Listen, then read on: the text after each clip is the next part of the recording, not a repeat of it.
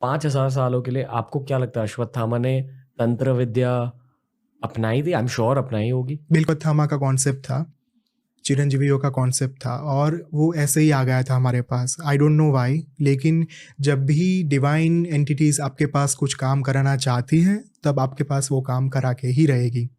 महाभारत के अलावा अश्वत्थामा का मेंशन कहीं होता है? एक उल्लेख मिलता है। मैं I was travelling to Thiruvananthapuram, Shri Padmanabha Swamy temple. मैं वहाँ पे अपनी दूसरी किताब की रिसर्च के लिए गया था। I was exploring south India, मतलब कर्नाटक, तमिलनाडु, केरला और श्रीलंका में गया था उस दूसरी किताब के रिसर्च के लिए। तो वहाँ पे तिरुवनंतपुरम, जो लोग पद्मनाभ स्वामी मंदिर गए उनको पता है कि पद्मनाभ स्वामी भगवान की उनका विग्रह जहाँ पे रखा गया है उसके एग्जैक्ट बाजू में भगवान वेदव्यास और अश्वत्थामा दोनों को स्थापित कर दिया गया है।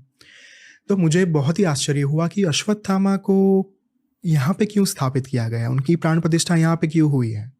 आई आस्क्ड द प्रीस्ट कि ये कैसे हुआ। उन्होंने फिर बताया, और फिर मुझे उनकी किताब है एक है जहाँ जिसका नाम है, I am forgetting the name, but Gauri Lakshmibai जो वहाँ की जो प्रिंसेस रही है त्रावणकोर रॉयल फैमिली की, उन्होंने ये किताब लिखी है।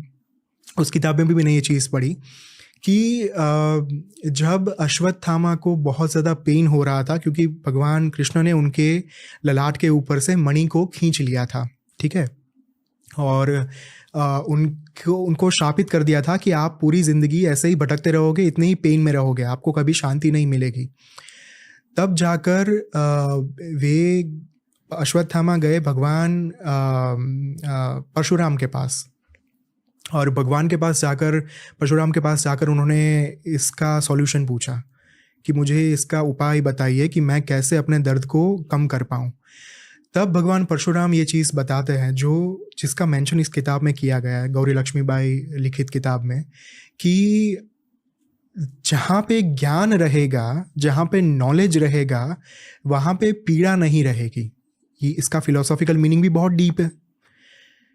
आपको पीड़ा तभी आती है जब आप विजडम नहीं होती आपके अंदर।